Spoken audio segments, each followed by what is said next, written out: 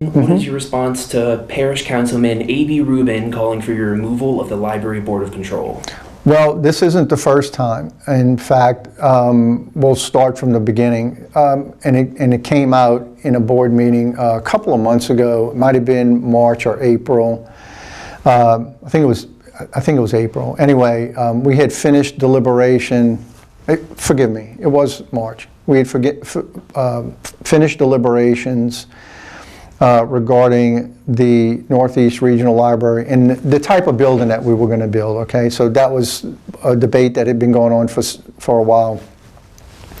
And in that, after the meeting was over and we had finished everything, and essentially the meeting was about to be adjourned, Mr. Rubin came into our board meeting and he got to the podium and he called me a cancer. And then after that, he said, "I have been trying to get you removed from the board since day one." Now, when I was appointed to the board, he didn't vote for me to be on the board.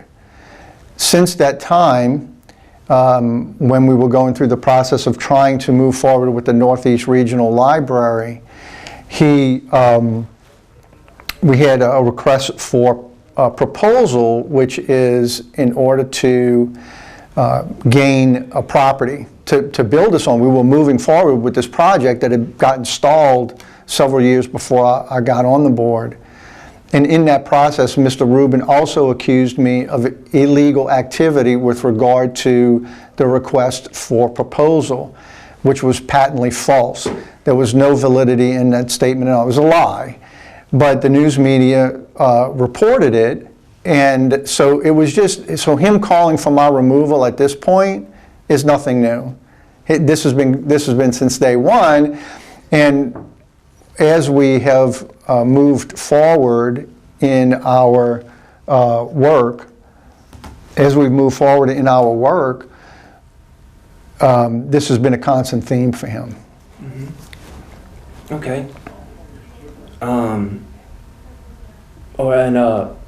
Why do you, so why is he, from your perspective and your words, since we got his side, can we hear your side about why he wants you to be removed, or why he's so opposed against you?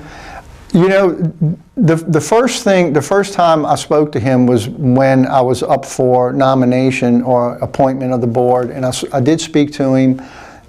He said he was not inclined to vote for me. He had somebody else in mind. So well, that's fine. I understand that. And I left it at that. That was just, okay, he had somebody else in mind. And then when it came down to moving forward with the Northeast Library, I think that's been a little bit of a bone of contention. He had been working, actually he'd been working before the board started moving forward with it, with the Holy Rosary property, and had been in negotiations with them. The unfortunate thing is when we moved forward with it, Holy Rosary offered only a 30-year lease, which is illegal. And our legal counsel for the board at the time notified me saying it cannot be entertained because you cannot build a public building on private property with a 30-year lease. And so they immediately went out of the running. That seemed to be a bone of contention, although I don't know why it was. The only other thing I can think of is that I'm a white male, I'm a Catholic. I don't know if that has to do anything with it. I can't answer that. Other than that, I can't think of anything. I honestly believe if anything, it has to do with that, with the Holy Rosary property. The board rejected it because it wasn't legal to proceed forward with what they had offered us. And we found another property. There was a lot of community input, and they didn't want a leased space. I even thought about getting a leased space and made proposals for that. That was rejected. Okay, the board moved forward with purchasing land, so we purchased land instead, and now we're back at Holy Rosary. Mm-hmm. Okay, I got you. I know that's a lot. Oh, no. You're doing great, sir. Thank you. Just a slight adjustment, okay. In your view, why have the library board meetings been so acrimonious during your tenure?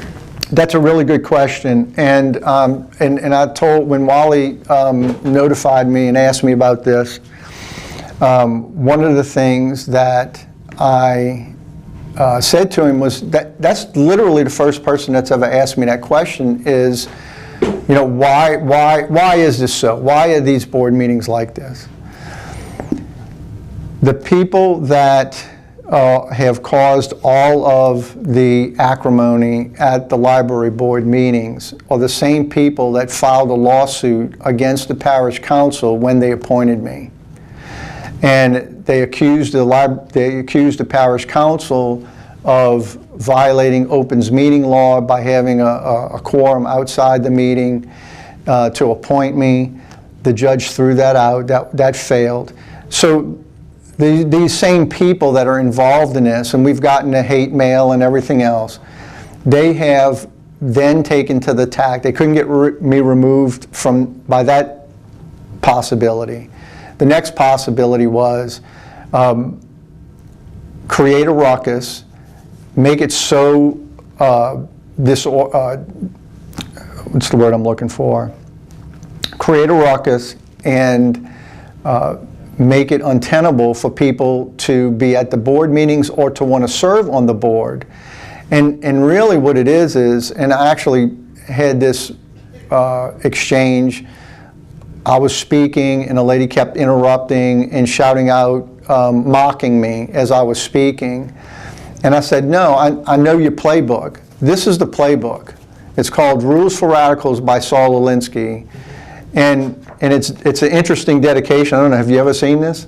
No, I haven't. Tell me about it. I'd like to start off with the dedication to it. Okay. Lest we forget at least an over-the-shoulder acknowledgement to the very first radical from all our legends, mythology, and history, and who is to know where mythology leaves off and history begins, or which is which. The first radical known to man who rebelled against the establishment did it so effectively that at least he won his own kingdom, Lucifer. So this is, and then the whole thing in here is tactics. Pick the target, freeze it, personalize it, and polarize it. And if you listen to this is it right here, and this is the whole point of why has Robert Judge been attacked since I put my name up to serve on the library board. This is why. But why would they attack me? That becomes the next question that follows that. What have I done, especially since Mr. Rubin said since day one he's been trying to get me off the board, what did I do that would bring about this attack? Well, the answer is what eventually happened with having certain materials that were sexually explicit and having those removed from the ability of children to be able to check them out. Now, the majority of the board thought that what we did was quite reasonable, and in fact, what we did was so reasonable that the state of Louisiana then passed the same set of rules, slightly different, but the same idea that it's up to parents to do this, but in the meantime, the government can't have this stuff available for children, minors, to check out. We had, prior to our being on the board, minors could check out, and when I say minors, 10, 12, 13-year-olds could check out R-rated movies or NC-17 movies through the kiosk, no problem. They got a library card, they go through. Yeah. And then some of the material is very sexually explicit, very graphic, and again, it's not to have these materials other than restricted in an area where children are likely to stumble upon them, nor should they be able to check them out. Now, if a parent wants a child to check it out, they have the ability to do that. So these are some reasonable things we did. That met with a tremendous amount of vitriol and personal attack against me and other board members. And unfortunately, we're in this regrettable situation because there are rules to engage in civil discourse, and that's not what's wanted by these people that have, and I suppose these are Mr. Rubin's people. So he feels that as well. And certainly when he came into our board meeting and called me a cancer, I mean, that's a derogatory remark. It's slanderous. And it's certainly not becoming of someone that holds a position that he does on the parish council. It's unfortunate. It's actually quite sad. It is. Man, yeah, I mean, my boyfriend Rakeem, he agrees with what you're saying. Like, you know, he's all about making sure that he talks about all the time, because like, yeah, I didn't realize it was this bad, like this. Most people don't realize it's that bad because they've never seen it, and they almost don't want to look at it. Yeah, I'm gonna tell Rakeem about that book because he's very interested in stuff like this. And this is the thing to remember: you and I can have a very lively debate, and we can have a disagreement about things. Yeah. And maybe if we have civil discourse, I don't start descending into ad hominem attacks of you, which I would never do. No. But treat you in love and dignity as a person, as a child of God. Of course, we all and I have to look at you that way. Because if I don't look at you that way, I'm disparaging Jesus, who I believe is my Savior. Of course, as do I. And so now it becomes, okay, let's talk about what are the issues involved and can we come to some consensus. If we can't, maybe we can revisit it at another time. I don't know. Mm-hmm. But there is a manner in which these things should be conducted, and it hasn't been that way because that's not the goal of those people that have opposed what we've done. And their goal was single out the target, isolate it, and polarize it. And so I'm the target. That's a shame. I'm so sorry to hear that. All right. So, next question. Your term on the board expires in September. Correct. Plan to roll off the board or seek another term? No, I have no plans whatsoever to seek another term. I've done what I've been asked to do. And when I say I've done what I've asked to do, it was not, I'm going to go on a bit. Is that okay? Oh, go ahead, as much as you need. Okay, and then y'all, I know y'all can edit and things like that. Yes, sir. And so forgive me. And I do so appreciate your patience. You've been so kind. Oh, thank you. I finished, excuse me 1 second, please. Oh,